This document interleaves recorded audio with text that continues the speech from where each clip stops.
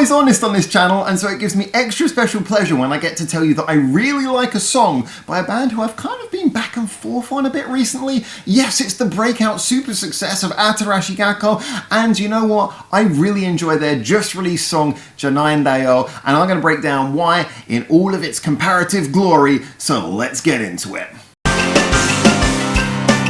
Hi there and welcome back to Japan, where if we're going to talk about JANIANDAYO that just came out from ATARASHII GAKKO, then it might be worth me setting the scene briefly first of all and pointing out that this is a group who, when I first heard them with the song 999, I just automatically really loved the energy. I loved the honesty, and plus I like a bit of hip hop as well, so I like the fact that they were giving such an honest feeling to rap, a genre that very often is played for jokes and you get a lot of bad rap. It was just really nice to see It was really nice to see ATARASHII GAKKO giving such an interesting perspective on a genre. And then I saw some videos of them on their channel doing things like introducing the Japanese rail network, which were just charming and fun, and I really liked them. However, as I listened to a few more songs, there were other songs by them that I didn't like as much, which I felt were a little bit more disingenuous, a little bit more hammed up, didn't quite have that same honest, raw core. Now this of course is a subject where some people agree, some people disagree. Again, we're always honest on this channel, which makes me think when I give a good review it's worth more than just saying everything's great.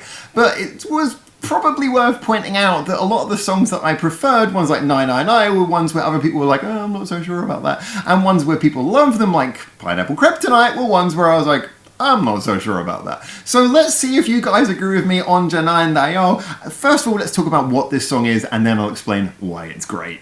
At its heart, JANIANDAYO is a pop rock song. Now that's not to take away from either of those values. I would say it's a rock song because of the fact that, well, there's guitars, it charges along, and it does make you want to headbang quite a lot. And it's a pop song because of the fact that it doesn't indulge too much in things like guitar solos, and it doesn't focus too much on complicated musicianship so much as really giving you a punchy chorus and giving you that sort of impact emotionally that you want from a pop song. Even if it's not super deep, it's something where you certainly know what the feeling is and you get swept up by it. So, does it work on those fronts? Well, yeah, it's really catchy, it's really energetic, it does rock, as I say, makes you want to head bob, makes you want to headbang, and on all those fronts it works. But it does also manage to have a little bit of personality that makes it an ATARASHII GAKKO song, makes it something that couldn't just be any old band churning out what they think will be a single. Now the qualities that help on that, first of all, is the fact that we have the individual singers' voices of all the members. I love the fact that you can kind of tell them apart on the rap songs they do, like 999, but here you can really hear more individuality in their voices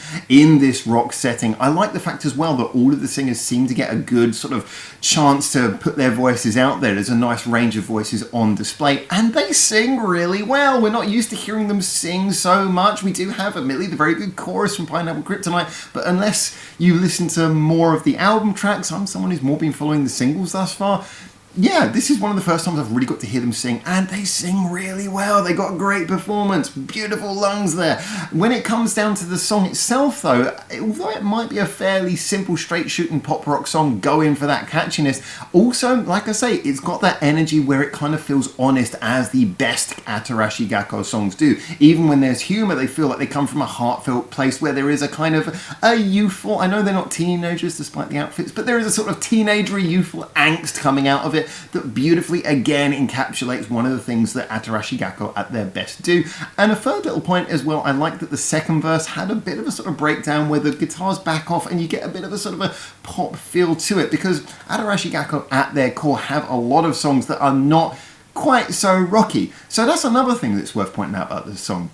Apart from just being a catchy pop rock song, how does it actually sit alongside their other tracks? Well, although again, I'm not familiar with the entire catalogue, all of the B-sides, all of the album tracks and everything like that, from the singles that I've heard and therefore most people would probably have been exposed to up until this point, it is an interesting bit of contrast. I like the fact that obviously we've heard all these songs before which have been a bit rap, have had a bit of a pop or a dance vibe to them, even A Ton of Blue.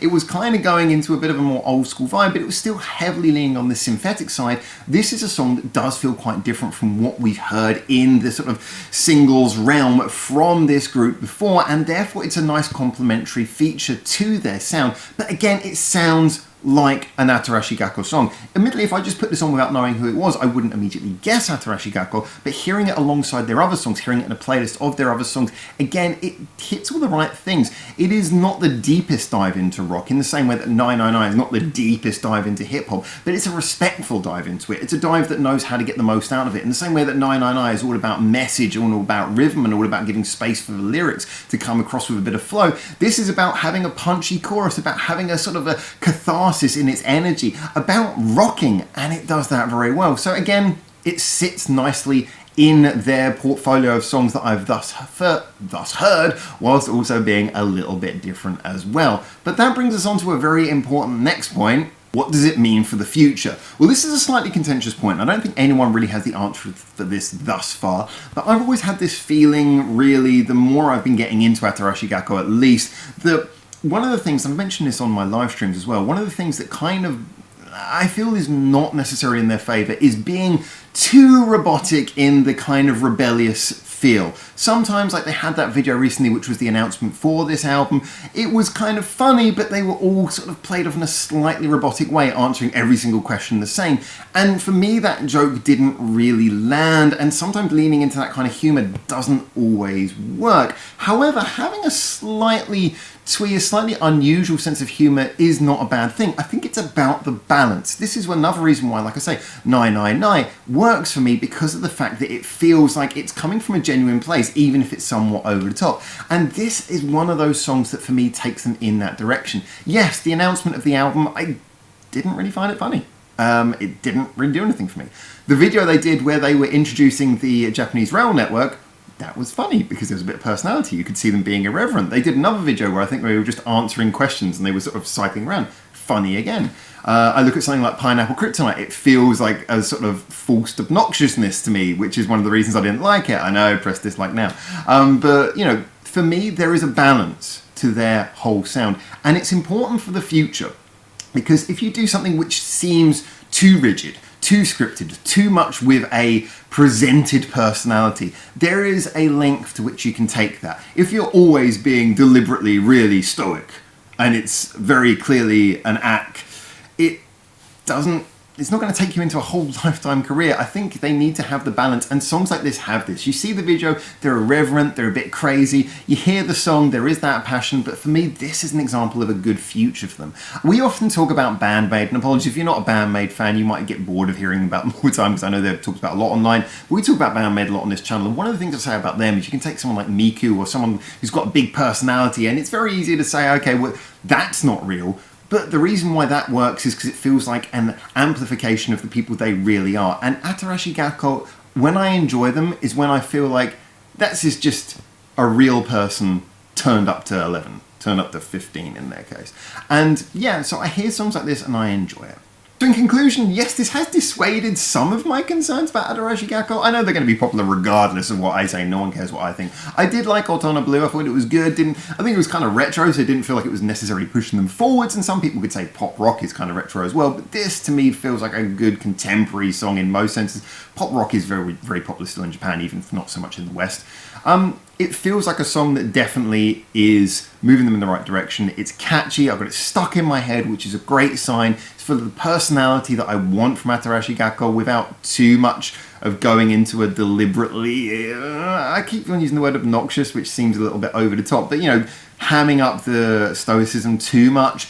Yeah, it's got the cackle sound in it, which is a little bit weird, but otherwise it just feels like a genuine over-the-top song in a lot of the right ways. I enjoyed this. I thought, as I say, I didn't need anything more complicated. I felt it just hit right, it delivered what it wanted to do, and it was sung really well. I need to say that again, it was sung really well. Video was fun. It was good.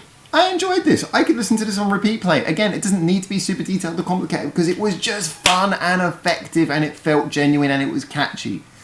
What more could you ask for? If they can keep on bringing this amount of quality and smarts to genres like they've done with hip-hop, like they've done with rock, I can't wait to see where this goes next. There's a lot of potential. I'm still on the fence that sometimes I think they might do stuff where I go, no, don't go that way. But this group is full of a lot of pleasing potential. I'm going to cover more of them. And hopefully you guys who like genuine responses, genuine reviews, I'm looking forward to seeing you on these as well, so you can follow along with me, tell me what you think. And until I hopefully see you very soon in Japan for the next one of these. For now, ciao ciao.